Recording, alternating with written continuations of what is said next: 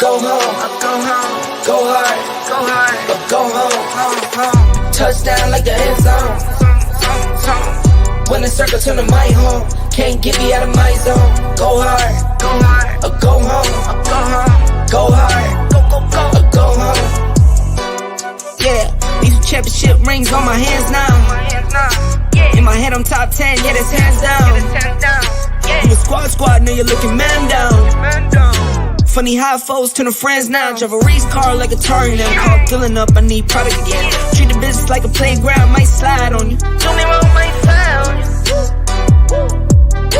Do a backflip, cause I'm mad rich. I'm the definition of what that is. Go hard, go home, go hard, go home, go hard, go hard, go hard, go home. Touchdown like the end zone.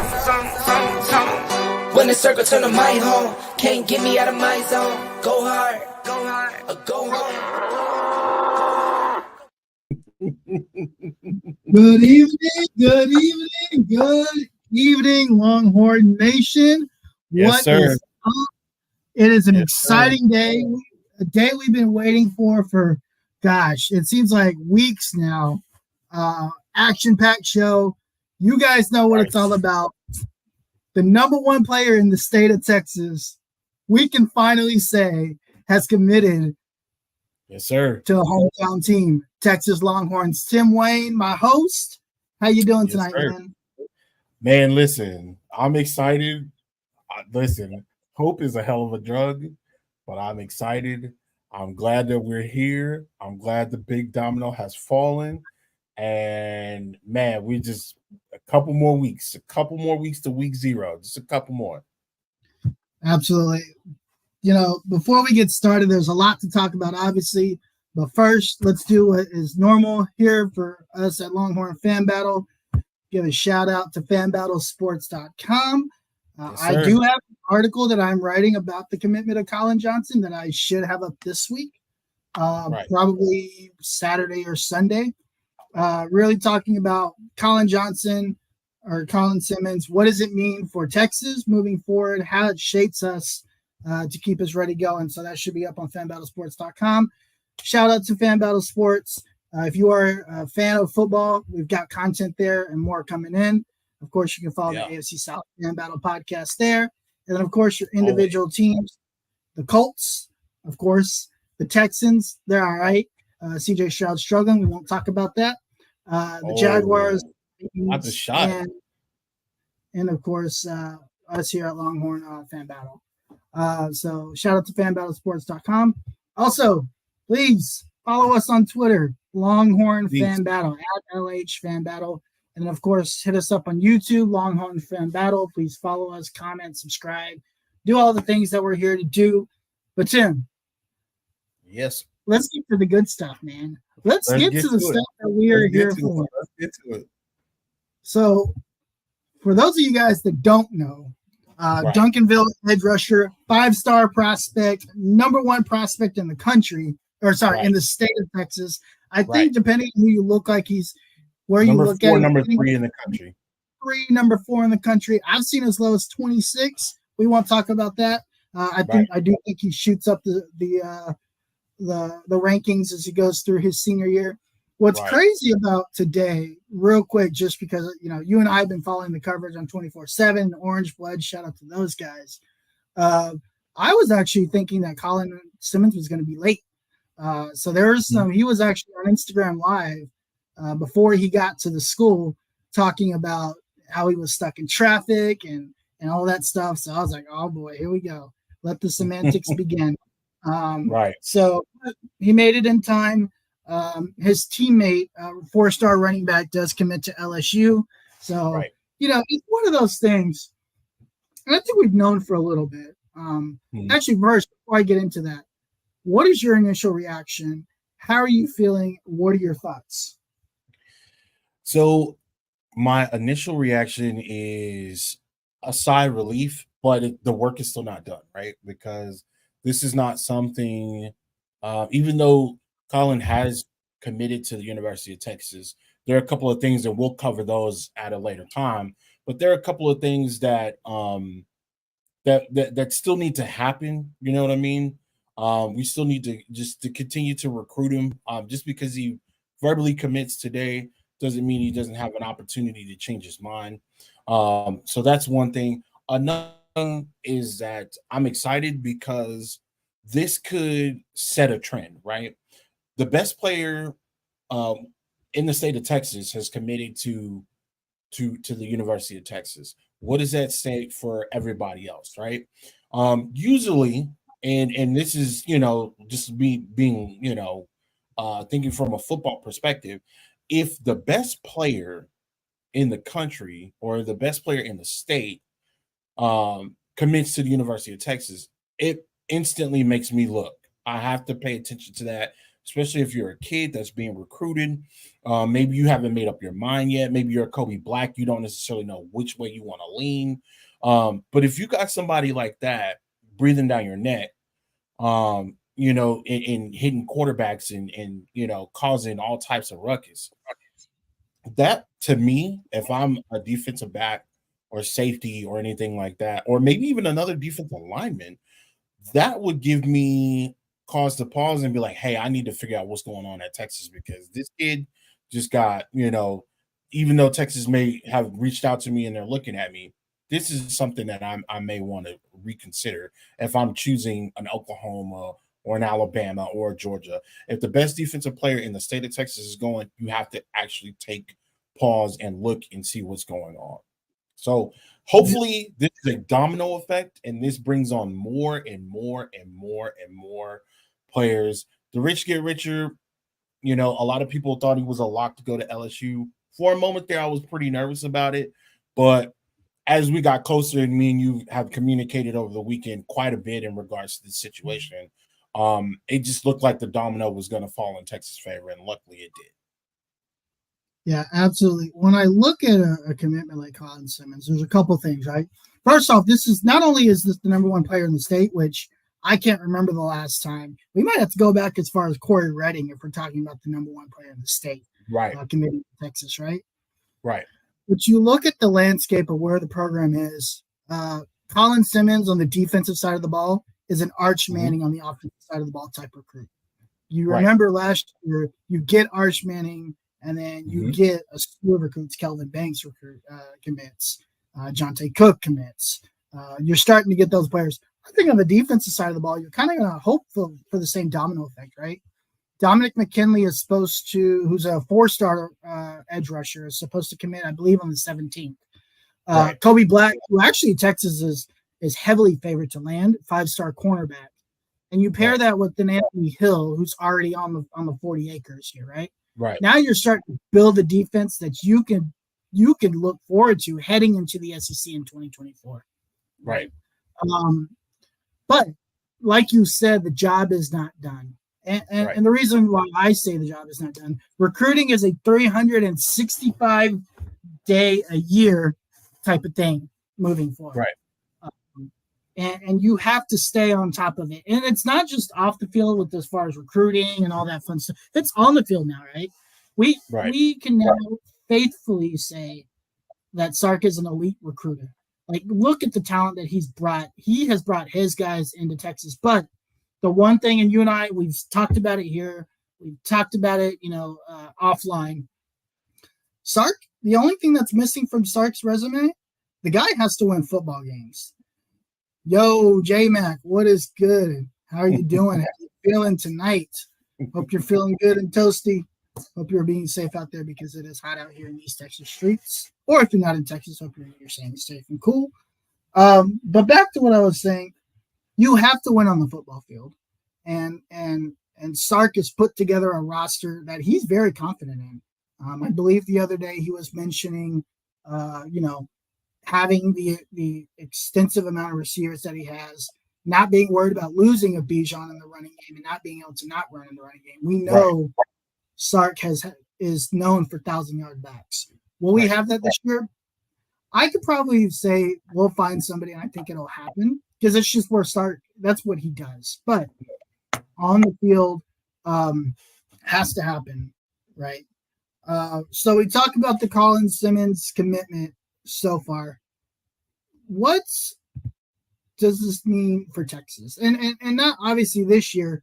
It means a lot because you got to win on the football field. The one thing I do want to say before we get to this, Texas, from an NIL perspective, nobody touches Texas, right? No, not even close.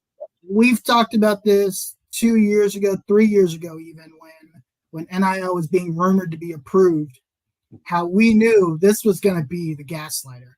And I'm not here to pretend like, oh no, they love the culture. Look, that might play a part of it. At the end of the day, Texas has money, and money goes a long way here at Texas. Texas is one of the few schools that have shown that you can benefit from having NIL, right? When you have Jake Majors, who's probably going to get benched this year, running around in a Lamborghini, NIL is sweet and it is good. So I don't if NIL is something that Texas fans are worried about, Miami and LSU probably combined can't touch Texas when it comes to NIL. That's just the relation of the facts, right? Right. The one thing that is going to hurt Texas is if they fall backwards, right? A 7-5, 5-7 type season. Yeah. Struggles and Sark doesn't grow as a coach.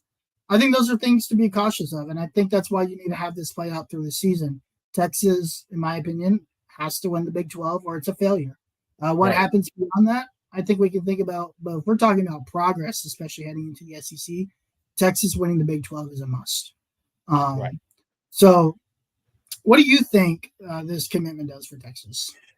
Again, to elaborate more on that domino effect, this really sways not only this current crop of incoming freshmen and again recruits that are in limbo. This puts in effect the future, right? So let's say we have a great season, let's just hypothetically put this in motion, right? Let's say Texas comes in, they go 10-2, 11-1. They get a college football spot, or let's say they don't even get a college football spot. Let's say they get bounced out. Like, let's say some other team goes undefeated. Let's say USC or Michigan or somebody else goes undefeated, and Alabama, or heck, even a Clemson or Florida State. Let's say they go undefeated. Texas has one loss. You're still right there at the door. There's still something to argue about. And if you go 11-1, that means that you've moved up. You're growing, right? You want to be able to show to your recruits that you are growing, especially if you have a dominant defense. Because again, prior to start getting there, let's just be completely honest, the defense was not necessarily the best defense that was available, or they didn't utilize their talents as Tom Herman should have. So in this way, you improve your defense, you start to jump up in the in the rankings as far as defense. We went from a 3, I think we were in the low 100s, I think like 127 around that Tom Herman era. Now you're in the 30s, again, take another step up from there. Now that shows these recruits like, hey, we're growing, we're maturing, we're not making these bonehead penalties that we did in the past, things of that nature.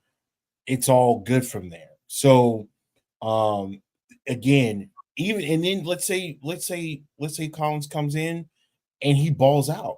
Now you have Anthony Hill Jr., you got Collins, they ball out. That's going to want to bring in more people, because people want to play with great players, right?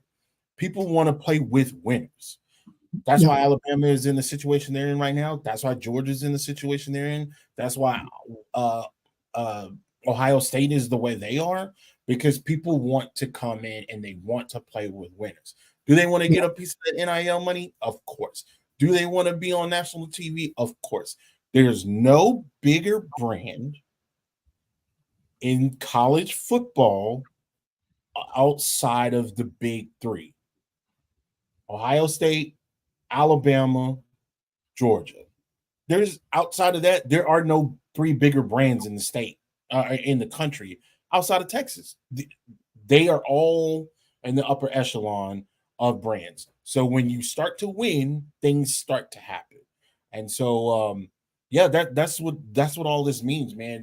If the domino falls in the right place, things start to happen, things turn around, you'll attract more great players, and it'll be easier. They'll lock in easier. They'll graduate earlier. They'll come. I guarantee you, Collins will be on campus January of next year. Oh yeah, no doubts about that. He will. Yeah, absolutely. He will graduate early after the playoffs. If they win another state title at Duncanville, he'll definitely graduate, and he'll be on campus that following January. I actually think Colin Simmons is a senior this year. I think he starts his senior year. So yeah, he starts his senior year, but he'll definitely that's what Arch did. So Arch, he graduated early, and then he ended up on campus. So instead of waiting until July or August or whatever, he'll be there. We'll see him at spring practice. And if you think about it, guys, like, it's August right now.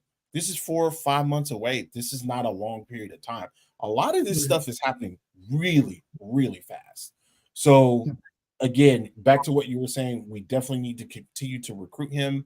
And we need to continue to recruit and press, so that when that time comes, he signs his letter of intent and he's in there in January.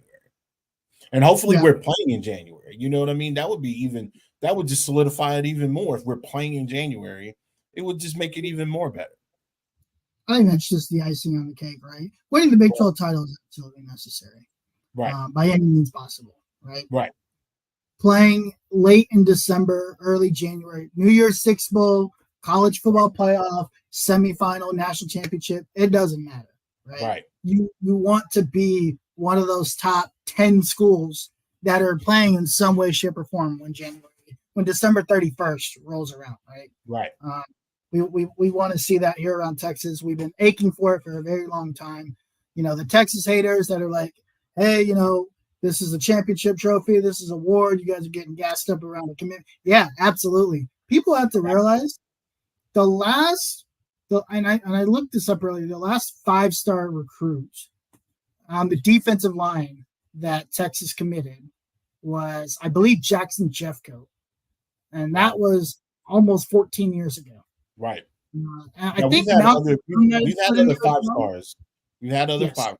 five stars because Malik Jefferson was definitely a 5-star. Yes. He committed to Texas late, but we Yep. got him. So we were able to get him away from A&M. So yeah. I'm glad that you bring that up because we have had 5 stars on the defense, but as far as the defensive line is concerned, this is major. This is huge for Texas. So we'll continue to watch that. Obviously, again, Colin. So a couple of things real quick, and Jason Sukamel of Orange Buzz reported this there shortly after the commitment. So there's a couple things to keep an eye on. Colin Simmons is still going to take his LSU official visit. I believe LSU Florida week, which might be 3. Okay, week 9. Right. So LSU Florida. So that's going to be big, right? We've got to make Right. sure that it stays. Again, Texas has to keep winning. They've got to show that they can continue to win. Secondly, he also mentioned this was very interesting. So we've talked a lot about Bo Davis getting his guy. Right. Interestingly enough, and I tweeted this out earlier, the offensive line coach for Texas, Banks, is actually the reason. Colin states is the reason why he committed to Texas. Right. Again, Jeff Banks being the reason why, I'm not worried about that. At the end of the day, we got the guy, right? We got the guy that we need. Right. But I think it's interesting. We talked a lot about Bo Davis and how great of a coach he is, but how good of a recruiter is he? I don't think this is a knock against Bo Davis. I think Bo Davis is a phenomenal coach. Right. But it goes to show that you need a group of elite recruiters in order to recruit talent like this. I believe it was when Vince Young committed, the tight ends coach was actually the reason why he committed. Brewster. Yeah. He was the big reason why Vince Young committed. Yep. Yeah. So who the position coach that helps recruiting is irrelevant, right? Right. Got to get the guy on campus. You have to win, and you've got to set your defense up for the future. So obviously a great day for Texas fans. Celebrate, be happy, be mature. I mean, let's not be upset about an 18-year-old, 17-year-old kid, right? But we've got our guy, and it's definitely something to be excited about. Yeah, it's definitely an exciting time, man. I can't wait to see what happens from now to the start of the season. Again, there are a couple more recruits out there that are in the process of making an announcement. Again, none of this is official until December, where they actually sign their letter of intent. So right now, this is just a verbal. We still got to recruit as far as the coaches and things of that nature. Still have to recruit because you don't want somebody else coming in. You don't want an LSU coming in and taking one of the top defensive players in the country and one of the number one guy in the state away. Yeah, this is definitely not over, right? Right. It's a great start for us. So very, very excited for that. Now let's kind of shift gears here. We're going to talk a little bit. Go back last week. We talked about conference realignment, right? Obviously, with the Big 12 adding some more schools. Right. They added Utah. Right. And they added Arizona State. Right. And then the Pac-4, which is the 4 nobody cares about, it's kind of left in limbo. You were mentioning earlier that there's some schools that might be headed to the SEC from the ACC. Why don't you talk a little bit about that, and we'll talk about conference realignment. So again, another major shakeup, and this started to pick up more steam around the time that Collins made his commitment about Florida State and Clemson, of all teams, looking to join the SEC. Now, of course, this is basically in response to what has happened over the last weekend and 2 weeks, where it was reported and then it actually came into fruition, where the Pac-12 basically kind of just dissolved in front of us. And then you've got other teams from the Pac-12 with Utah and Arizona joining the Big 12 next year. So, and then you've got Oregon, you've got UCLA, USC, and I can't remember what the other school is that took off to the Big Ten. Washington, Yep. I'm sorry. Yep. Yeah, Washington. This is big because right now the two top teams, or the two top conferences, is the Big Ten and the SEC. The SEC is the main dog. We all know what it is, but the Big Ten is creeping. That, and think about this: we're gonna see a Michigan versus USC game in December, and it could be in USC. How crazy is that? Nobody wants to go to the big house in December, but think about filling the Rose Bowl up in December with a dream matchup. Like, if these teams are what they're gonna be, right, and what everybody's projecting them to be, this is a bowl game. Like, this is a bowl game in the regular season, and this is nuts. So, I just kind of wanted to see how you felt about, the Big 12. They're getting their teams. The Big 10, they're getting their teams, but the SEC still looking to possibly add on two other big, because Florida State is a big time program. Clemson over the last 10 years, definitely a big time program. These guys are not, these aren't, by the wayside type of teams. These are national championship teams. Florida State has definitely made some moves over the last couple of years in recruiting.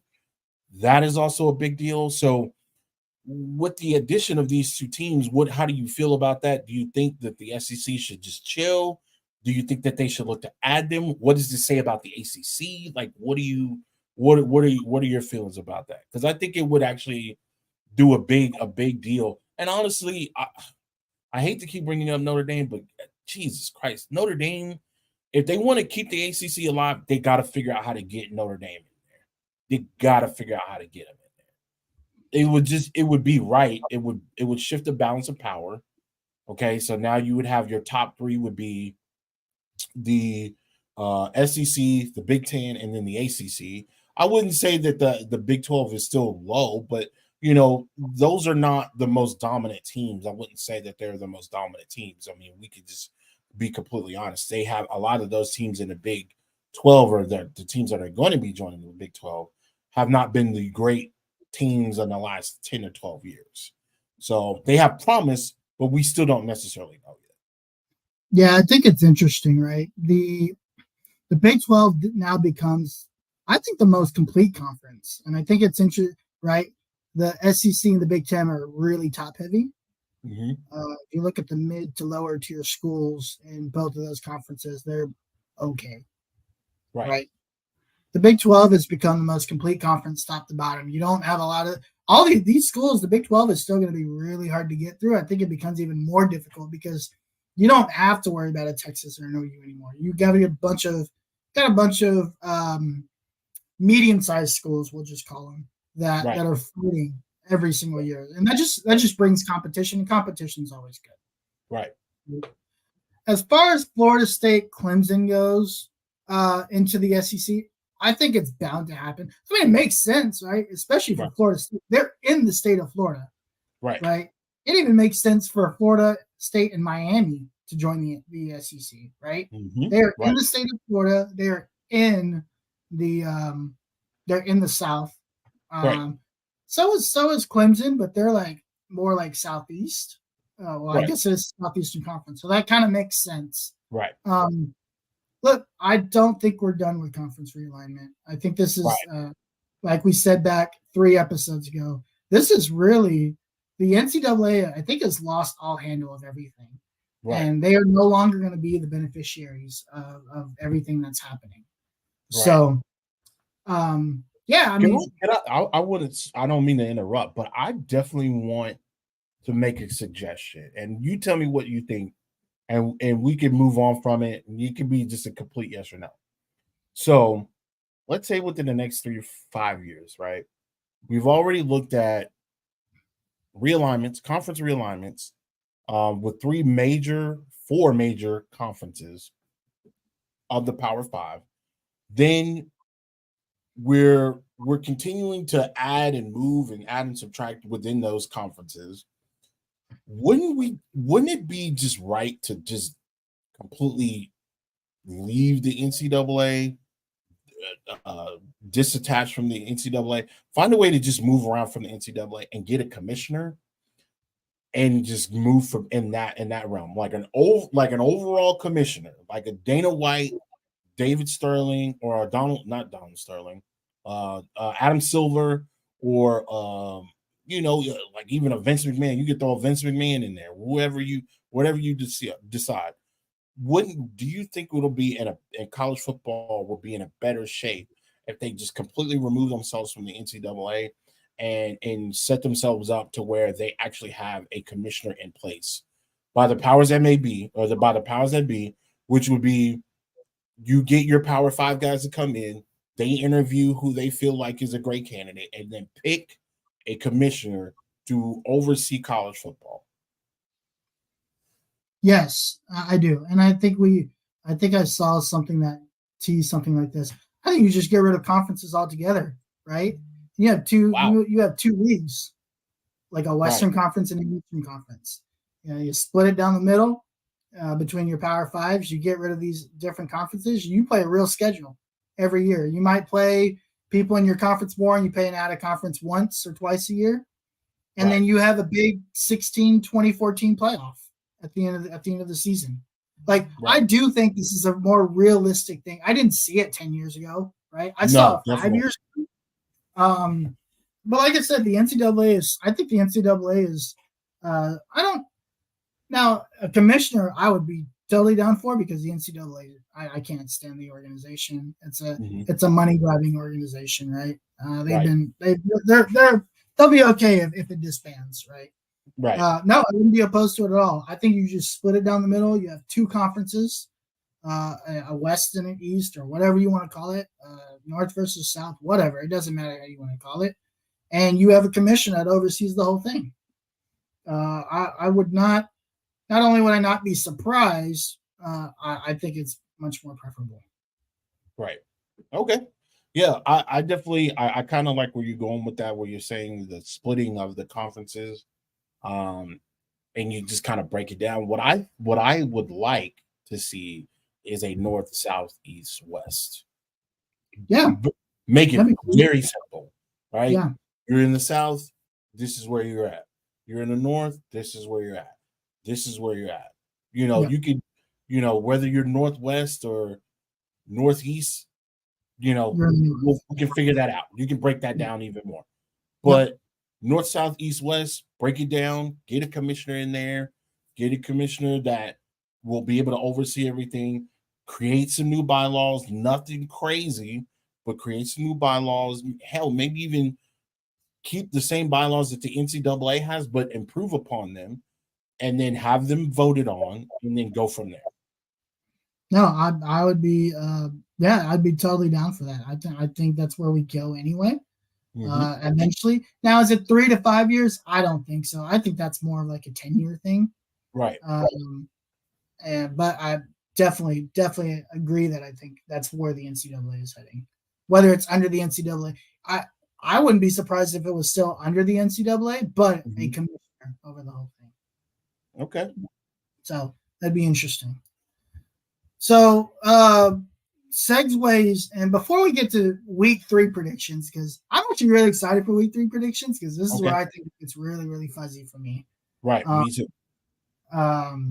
But before we do that, there are a couple of polls that came out, and a couple of predictions. We'll call them Twitter predictions, right? And I'm going to share some things here before we get started, and I want to start with this image right here, and this is something we pulled from Twitter. It basically talks about the On3 Sports. They did their New Year's 6 predictions for bowl games, and this includes the college football playoff. Right. And there's some matchups here, and we'll kind of break down what this means, and then I kind of want to get your thoughts on this. So Sorry, I need to make the screen bigger because my eyes cannot see for whatever reason. So give me a second here. We've got On3 Sports tweeted this out earlier. Via CBS. CBS Sports tweeted this out earlier, and based on what we see here, they believe as of today that the top 10, this is top 10, top 12 schools are Alabama, Michigan, Ohio State, Georgia, Florida State, LSU, Boise State, which I think is very interesting. Right. USC, Kansas State, Penn State, Texas, and Clemson. Right. The top 2 games at the top is what they believe are the college football playoff, because the Sugar Bowl and the Rose Bowl is the semifinals, are the semifinals for this year. Right. And then the next 4 games, or 8 teams, are basically the New Year's 6, and then your 2 bowls in between. So looking at this, Tim, what are your initial reactions to this? Well, they're not high on Oklahoma. That's the number one thing that jumps out to me. Number 2, the Big Ten is real strong in this picture, or in this prediction, and that they actually believe that Texas will live up to the hype. When you're looking at this, when I'm looking at the top 4, they don't see Michigan losing, and they don't see Ohio State losing. And so when that's all said and done, there's potentials for these guys to be rematch. This could be rematches from either way. If you got Michigan and Ohio State, we all know that they play the last game. Georgia, that means that Alabama and Georgia would meet up in the SEC championship. One of those guys have to lose. So that means that nobody's basically going undefeated. Nobody. Maybe 1 or 2, but not too many of them are going undefeated. Somebody with 1 loss is getting into the college football playoff. And it's going to be late in the season, because like we discussed, I think week 1, we don't see Alabama really losing to anybody but Texas or Georgia.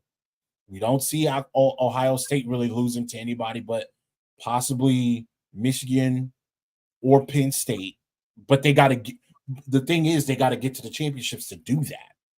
So that means that these teams are going to be strong. They're going to be strong throughout the year, and they don't, even with a 1 loss, they're still looking at them potentially being a threat to win the national championship. Now, 2 losses, now you're in the lower tier, and that is where things get a little shaky, because I don't understand how they see LSU playing Florida State. That's a little iffy to me, but I'm not mad at it.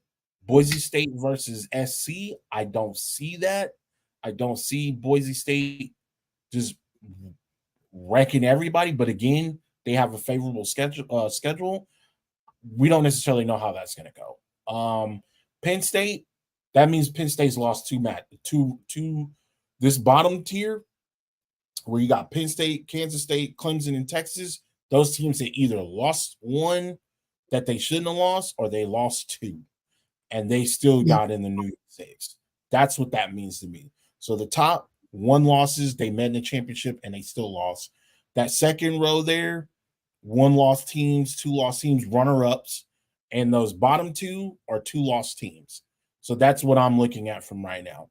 Those bottom tier teams in the Big 12, Kansas State probably lost a game or 2. Texas probably lost a game or 2. Same thing with Clemson and Penn State.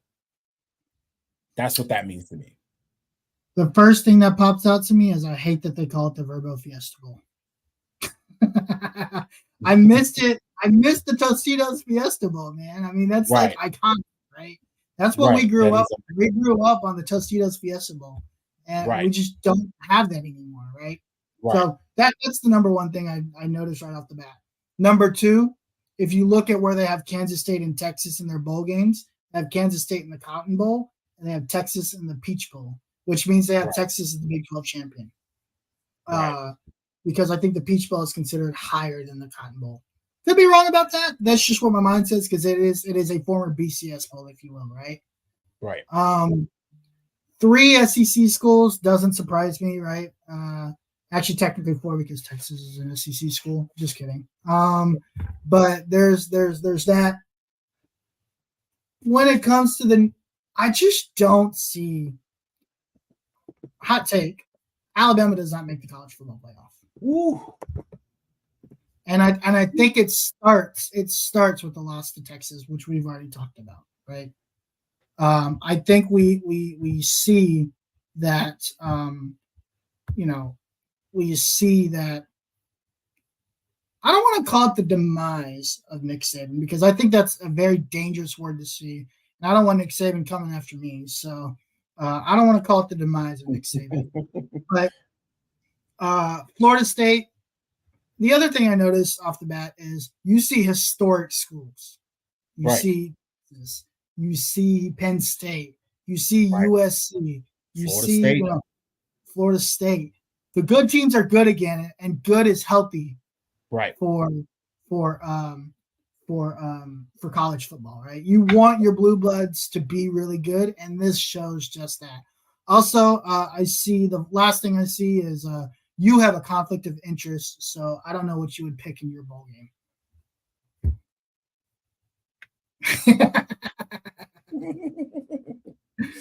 Right. Because we know you are an underground Clemson fan. That is your number 2 school, whatever that means. And I forever bleed burnt orange, right? Forever. I'm just saying. But I'm just saying. But by the grace of the NCAA gods and NCAA football, Clemson, I have grown fond of Clemson. I actually took a trip out there as a kid when I was at David Chapel Missionary Baptist Church in Austin, Texas. We were doing college trips. That was one of the areas in where we was able to go by, see the campus and things of that nature. So, yeah, I do like Clemson. This is prior to Dabo, so you guys don't get all like, oh, you like Clemson. This is way documented, way before Dabo got there. We're talking CJ Spiller, we're talking DeAndre Hopkins, we're talking Taj Boyd, Deion Kane.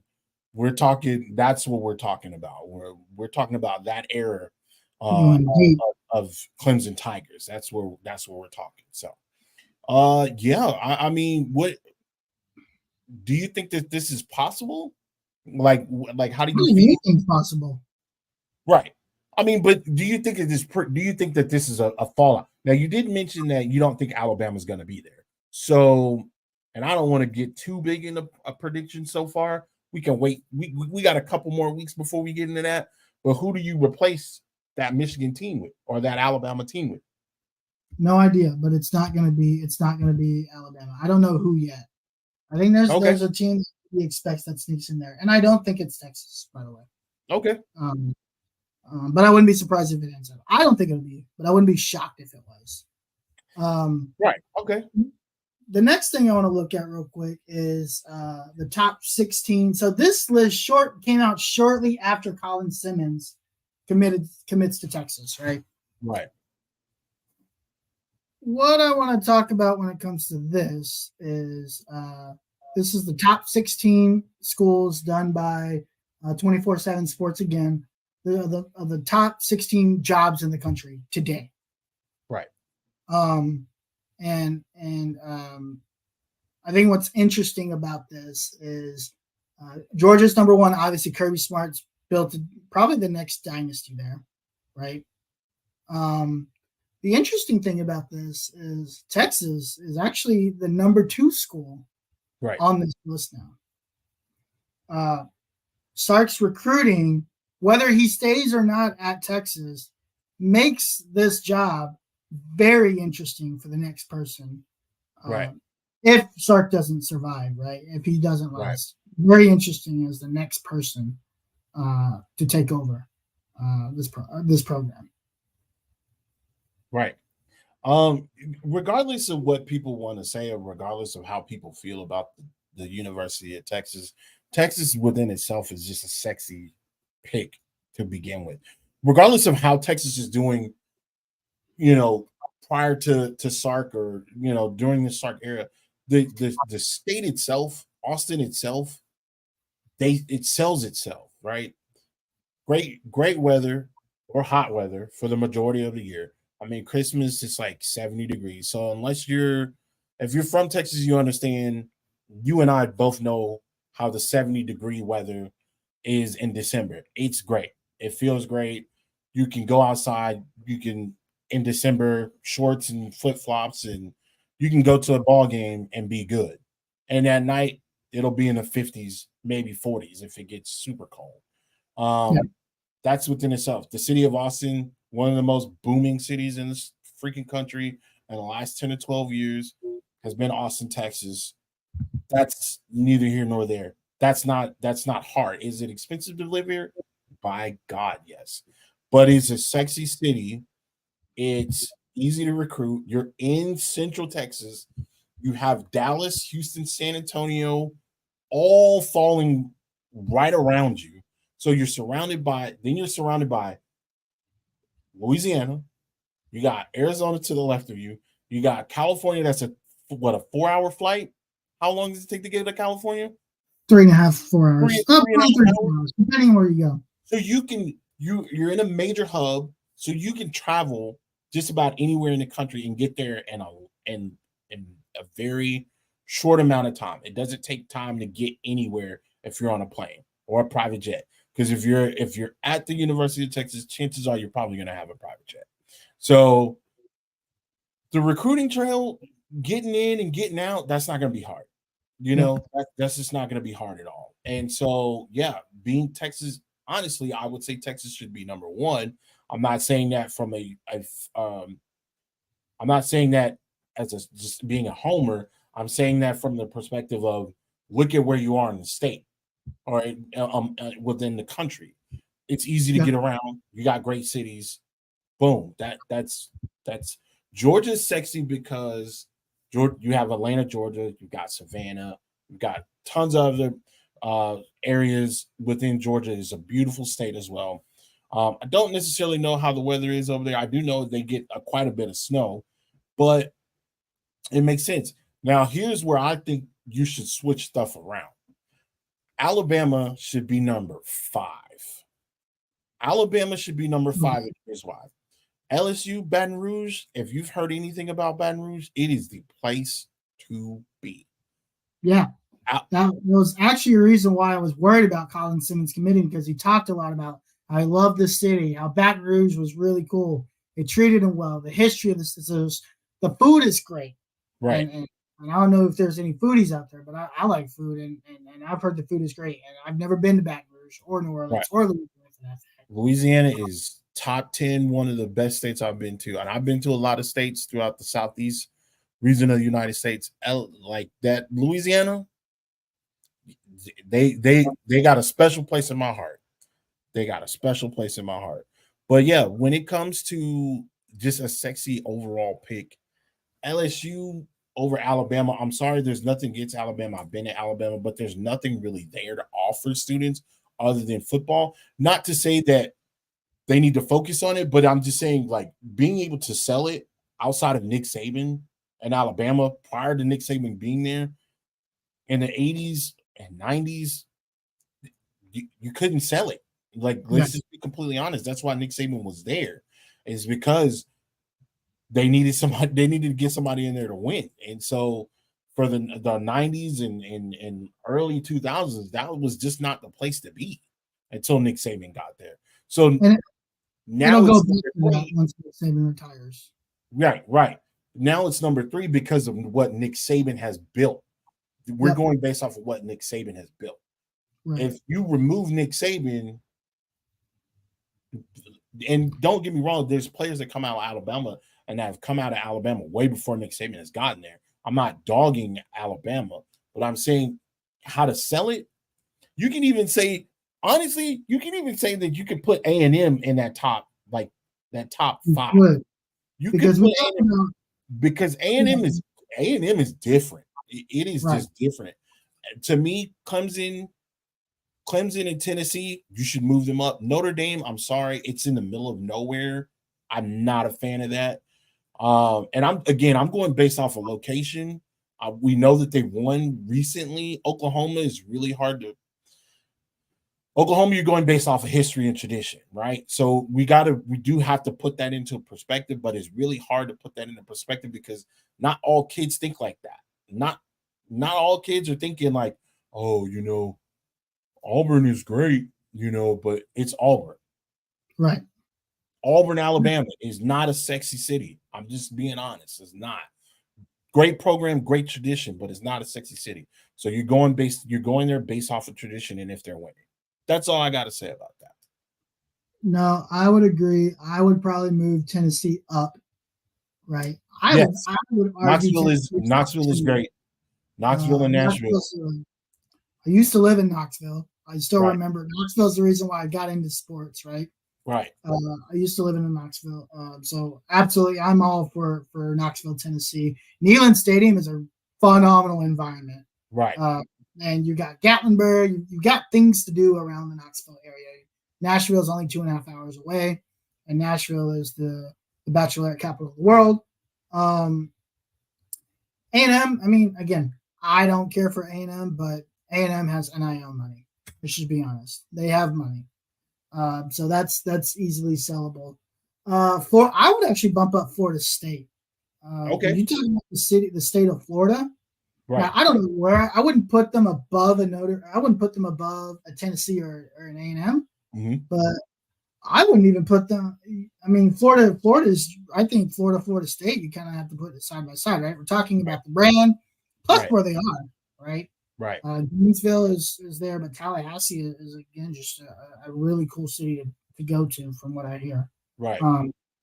But anyway, just an interesting thought there. We'll go ahead and put that away. Let's get to back to some other things. And the last couple of weeks, and real quick before we do that, and thanks for reminding me because I almost forgot. I apologize. We do have some chats here that we want to address. Keith, what's up, man? How you doing? Hope you're doing well. Keith? Thanks for tuning in. We appreciate it. The NCAA is dead. Long live the NIL. Completely agree. Long live the NIL. NIL means long live Texas. So we will be fine. And then J-Mac, look, my man Manny needs to get to play and go deep. Listen, there is a clip, and I'll preface this with this. And I'm going to put this back up real quick. Arch Manning will not see the field this year unless it's in garbage time. I don't think he's even going to be the 2 quarterback. He might get a few snaps that first game because we should dust those first couple games, right? Right. But Arch Manning is the future of this program. Whether that's next year or the year after, we'll have to wait and see because Malik Murphy is still there, and he looks really good. Malik Murphy looks fantastic. But as a Manning fan, pretty much my entire life, I'm very excited to see Arch Manning play, and I now get to watch a third Manning in my lifetime. Lace up. So I'm very excited about that. And then Lynn, thanks for tuning in. We appreciate it. Yes, sir. Michigan, Georgia, Alabama, Florida State as his top 4. Surprises. Florida State is a team that should win the ACC or at least challenge for the ACC. Right. We don't know what Clemson's going to be. They stumbled a little bit last year, but they ended up finishing 10-2, right? Right. Did they win the ACC last year? I want to say no. Okay. I want to say no. I could be. Maybe they went 9-3. Okay. Well, okay. They went 9-3. Florida State also has a really good quarterback coming back. Travis. I can't remember his first or last name, but Travis is in his name. So another school to keep out for. I actually really like Penn State. That's a team that I want people to watch out for. Okay. I think Penn State is a dark horse. Now, what does that mean? I don't know. But they play Michigan. They play Ohio State. You win or you split both of those games, you really change the narrative. So yeah. Appreciate that comment there, Lynn. Thanks for tuning in. We appreciate it. Yes, sir. Next thing we need to talk about is finally, and we'll end with this, is Longhorn predictions week 3.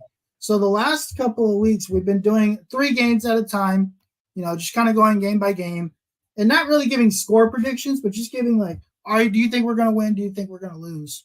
And so far, neither of us think we're going to lose a game yet. Right? So we each have us at 6-0. Right. That's Rice, Bama, beating Alabama in Tuscaloosa, which would be huge. Wyoming, Baylor, Kansas, and of course Red River. This week we have 3 very, very interesting games. Right. That I think we should break down. 2 of them are 2 newcomers to the Big 12. Yep. And we'll start there. So Texas at Houston, October 21st. What you got? So at Houston, I definitely think that this is going to be a blowout. I think this is a game where it may start out. It may be a little bit of a tussle at the beginning of the game. At the beginning of the game, I think Texas just has more talent. U of H, they have been known to be giant killers. They did in the past. They have taken down top-rated teams like a UCLA. They've taken down top-rated teams like an Oklahoma. They've done that before. They have been a thorn in Oklahoma's side a couple of times, but that's been well over 5 years now. So, well over maybe even well over 7 years now. But I just don't think that U of H is ready to really take the Big 12 by storm this year. Again, we don't necessarily know. Anything could possibly happen. There could be catastrophic injuries. We hope that doesn't happen on any team. We don't want any catastrophic injuries because we want to beat the best at their best. But I don't see U of H being a threat. I don't see BYU being a threat. I think BYU at the same time, same situation. I'm glad we don't have to play at BYU. BYU has been a thorn.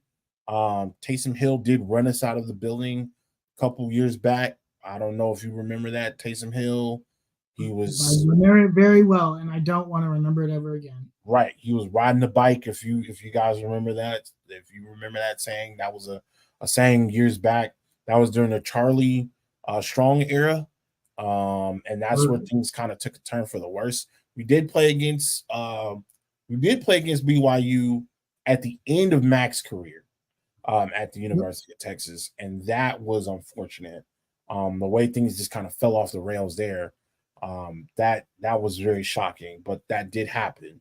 So the last couple of meetings, BYU has had Texas's number. I don't think that happens this year. Now Kansas State. This is where Texas loses. I hate that we're playing Kansas State in November. We normally play them like mid. Well, no, we usually play them. Around this time. Usually play them around this time. I don't like the fact that we're playing them at the top of October. We just never really do great against Oklahoma. I mean, we just never really did great against Kansas State or Tech. Again, we'll talk about Tech next week, but those are always the 2 thorns. I think to me, it's always Texas Tech, Kansas State, Oklahoma. Kansas State, I think, is going to get in a situation where they can be in the Big 12 championship. And they're going to beat Texas. This is the one thing.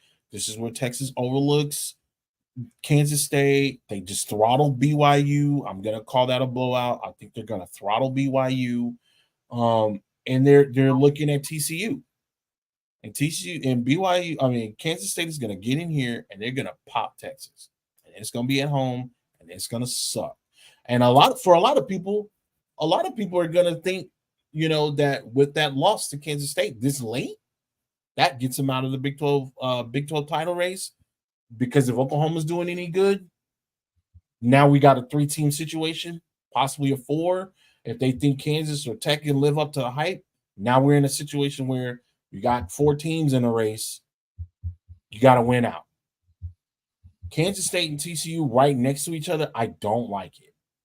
So I think Kansas State gets Texas. I think they catch them slipping, and they catch them slipping close. Okay. What are your thoughts? So I don't even care to talk about Houston or BYU. I think we throttle both of those teams, if not for the only reason that you could always go in and beat a team once as a mid-major and do something a little bit different. Right. It's a little bit different being a part of a conference and doing the same thing, right? Now, could they catch us off guard and we slip one? Maybe. But this is where, at this point in the season, in this particular season, this is where I hope Sark takes that next step and he focuses 1 week at a time, right? Mm-hmm. Don't look ahead, don't look behind, focus on that week. And I think I would want to hope that Sark does that, and I'm just going to be optimistic about it. I think we lose to Kansas State as well. Man. What's very, very interesting, and I was just looking this up, as much of a pain as Kansas State has been for us, just from a pain point perspective, we actually haven't lost to Kansas State since 2017. Yeah, but we haven't lost to Kansas State in 6 years, and that was with Charlie Strong, that was with Tom Herman, and that was the last time we lost to Kansas State was 2016 in Manhattan by 3 points. But every game has been close, besides the one in 2020 where we blew them out the water. Right. And just so you guys know, I just kind of want to go over Kansas State's I want to go over their schedule really quick. They play Southeast Missouri. They play Troy, Missouri, UCF, Oklahoma State, Texas Tech, TCU, U of H, at Texas on the 4th. They play Baylor, Kansas, and Iowa State. That is a very favorable schedule. I can see them winning against Missouri, UCF, Oklahoma State, Texas Tech. They don't have to play Oklahoma this year. TCU, we don't know what they're going to look like. I can see them playing, they're going to be at TCU. They could possibly drop that. U of H, Texas, Baylor, Kansas, Iowa State. Those are all winnable. And they play in 22 days. This is all favorable. This is a really crazy schedule. So this kind of ties back into that other schedule where they had the New Year's 6 predictions. I could understand why they have them there. Look, yeah, I do. I can too. Look at the schedule. It's favorable. Outside of maybe 2 games, it's favorable. Yep. So I'm scared of it. I don't like it. I think this is where it drops the ball. Again, this goes back to where we started. This goes back to the very foundation that we laid when we started this podcast, is that, hey, you have to be able to go week by week, verbatim. You cannot drop the ball on this. You can't. Yeah. You can't. So I didn't think Texas was going to go undefeated. I'm not silly. You know what I mean? And based off of their history, they do have the opportunity. They do have the firepower. They do have the talent to go undefeated. But being realistic, you have to look at things and where they could drop the ball. And this is definitely one of those things. Now, if they go into Alabama and they blow Alabama out, I think Alabama is way more talented than Kansas State. But man, I can't overlook it. That specific game, I just cannot overlook. I just can't do it. I can't say that is a for sure win. The only way that I think if Kansas State win, or if Texas gets this far and they're undefeated, as we think they will be, right? Mm-hmm. By this point, they'll be 8-0, right? Right. If they win that game, it'll be because Quinn Ewers has grown up and he has an amazing game. I agree. And it could be, I'm not saying it will be, it could be his Heisman moment. Ooh, it could be. It could be. It could every, be. Every Heisman winner has one. Right. Could be his Heisman moment. Not saying it will be. It could be his Heisman moment. Okay. Very, very, very, very good possibility. But I don't see it happening. I do think they drop this game. Not saying Quinn doesn't play well. I do think they drop this game. Right. So the last 3 games that we have Texas, Christian, TCU, Iowa State, and Texas Tech, and we'll finish off what we think, and eventually get to who we think is going to be in the Big 12 championship. We'll keep that covered. So you guys make sure that you come back in next Thursday. Make sure you follow us, as we'll be talking about that as we get closer and closer to the next airing. Man, I'm really hoping, and it took me a while because I was looking at these last 6 games. I was looking at those, and I just TCU. There's some trippy games there. That Kansas State game in particular, for some reason, it just sticks out. Now, one thing I will say is that I'm happy that we're not playing in Kansas State in November because it gets cold up there. One thing, looking at this schedule, the one team I'm happy we don't play is Oklahoma State. I'm so happy we don't play Oklahoma State. Right, because we normally struggle against them too. That's when the cheaters come out, and AKA the Big 12 refs. And, I don't need any 14-0 penalty games. I don't need none of that crap. Right. So I'm glad we don't have to see Oklahoma State this year. I'd much rather see Kansas State and struggle and win that game than go to Oklahoma State or play Oklahoma State and get cheated out of a game. Because, as we know, Texas and Oklahoma are bound to be cheated out of a game this year. It is bound to happen. Now, do we lose the Kansas State game because we get cheated out? I don't know. But I think there is one game where the refs try really, really, really hard. I don't know which game. Last year for me, that was TCU. That TCU game, we should have won that game. We did not. We should have won a lot of games last year. We should have won that game last year. There was a lot of ticky-tack calls that were called in that game. I was there at that game. It was cold. Yeah. And we should not have lost that game. Actually, it was not cold. It was actually very warm, and it was in the middle of November. But we should not have lost that game. I agree. All righty, Tim. We had an action-packed show.